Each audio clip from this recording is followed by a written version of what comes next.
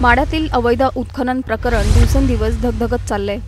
आधी IPS अधिकारी अंजना कृष्णा आणि उपमुख्यमंत्री अजित पवार यांच्या फोन कॉलनं महाराष्ट्रात वादंग पेटवलंय आणि आता कारवाईसाठी गेलेल्या महसूल अधिकाऱ्याला गावकऱ्यांनी बेदम मारहाण केल्याचा व्हिडिओ समोर आलाय।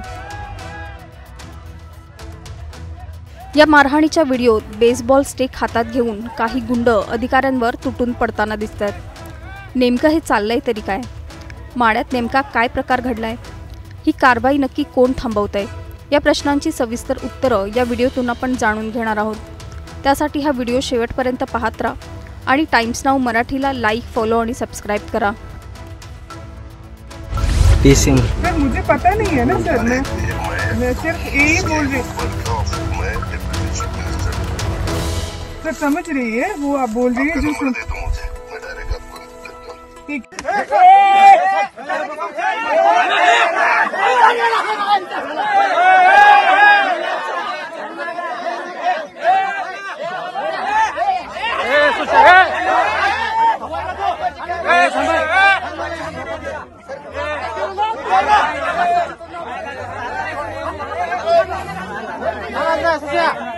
माड्यातील कुर्डू गाव इथे अवैध मुरुम उत्खनन सुरू असल्याची माहिती मिळताच महसूल अधिकारी तिथे पोहोचले, पण त्यांना गावकऱ्यांनी थेट घेरावच घातला। काही जण बेसबॉल स्टिक घेऊन अधिकाऱ्यांवर झडप घालताना या व्हिडिओत दिसतंय। काही जण मारहाण करतायत, तर काही जण मध्यस्थी करत अधिकाऱ्यांना वाचवण्याचा प्रयत्न करतायत।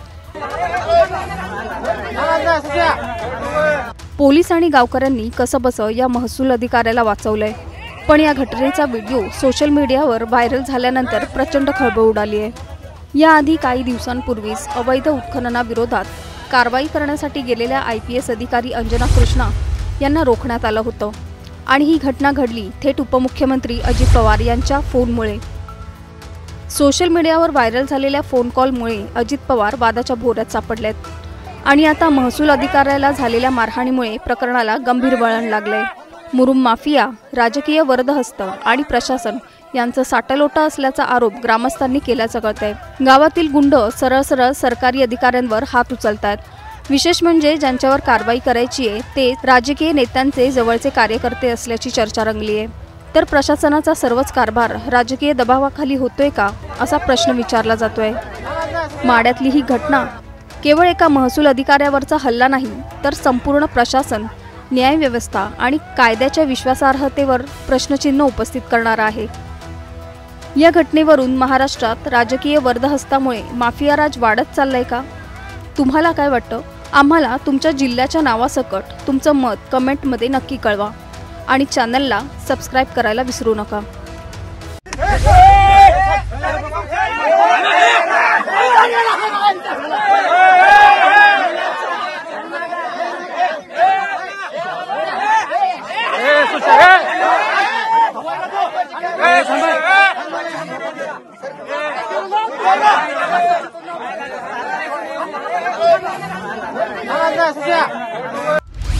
माड्यातील अवैध उत्खनन प्रकरण दिवसेंदिवस धगधगत चाललंय।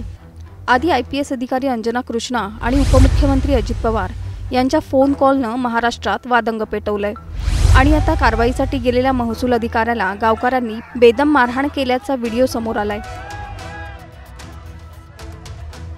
या मारहाणीच्या व्हिडिओत बेसबॉल स्टिक हातात घेऊन काही गुंड अधिकाऱ्यांवर तुटून पडताना दिसतात।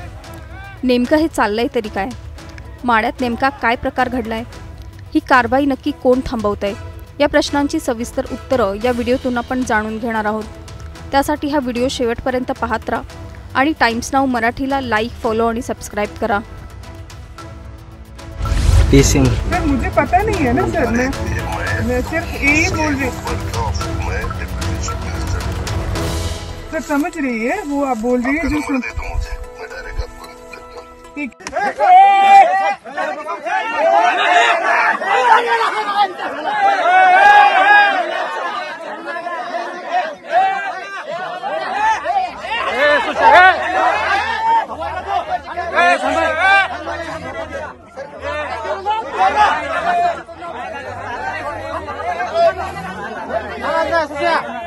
माड्यातील कुर्डू गाव इथे अवैध मुरुम उत्खनन सुरू असल्याची माहिती मिळताच महसूल अधिकारी तिथे पोहोचले, पण त्यांना गावकऱ्यांनी थेट घेरावच घातला। काही जण बेसबॉल स्टिक घेऊन अधिकाऱ्यांवर झडप घालताना या व्हिडिओत दिसतंय. काही जण मारहाण करतायत तर काही जण मध्यस्थी करत अधिकाऱ्यांना वाचवण्याचा प्रयत्न करतायत. पोलीस आणि गावकऱ्यांनी कसंबसं या महसूल अधिकाऱ्याला वाचवलंय. पण या घटनेचा व्हिडिओ सोशल मीडियावर व्हायरल झाल्यानंतर प्रचंड खळबळ उडाली आहे. याआधी काही दिवसांपूर्वीच अवैध उत्खननाविरोधात कारवाई करण्यासाठी गेलेल्या IPS अधिकारी अंजना कृष्णा यांना रोखण्यात आलं होतं आणि ही घटना घडली थेट उपमुख्यमंत्री अजित पवार यांच्या फोनमुळे. सोशल मीडियावर व्हायरल झालेल्या फोन कॉलमुळे अजित पवार वादाच्या भोवऱ्यात सापडलेत आणि आता महसूल अधिकाऱ्याला झालेल्या मारहाणीमुळे प्रकरणाला गंभीर वळण लागलंय. मुरुम माफिया, राजकीय वरदहस्त आणि प्रशासन यांचं साटलोटा असल्याचा आरोप ग्रामस्थांनी केल्याचं कळतंय. गावातील गुंड सरळ सरळ सरकारी अधिकाऱ्यांवर हात उचलतात. विशेष म्हणजे ज्यांच्यावर कारवाई करायची आहे ते राजकीय नेत्यांचे जवळचे कार्यकर्ते असल्याची चर्चा रंगली आहे. तर प्रशासनाचा सर्वच कारभार राजकीय दबावाखाली होतोय का असा प्रश्न विचारला जातोय. माड्यातली ही घटना केवळ एका महसूल अधिकाऱ्यावरचा हल्ला नाही तर संपूर्ण प्रशासन, न्यायव्यवस्था आणि कायद्याच्या विश्वासार्हतेवर प्रश्नचिन्ह उपस्थित करणारा आहे. या घटनेवरून महाराष्ट्रात राजकीय वर्दहस्तामुळे माफियाराज वाढत चाललाय का? तुम्हाला काय वाटतं? आम्हाला तुमच्या जिल्ह्याच्या नावासकट तुमचं मत कमेंटमध्ये नक्की कळवा आणि चॅनलला सबस्क्राईब करायला विसरू नका.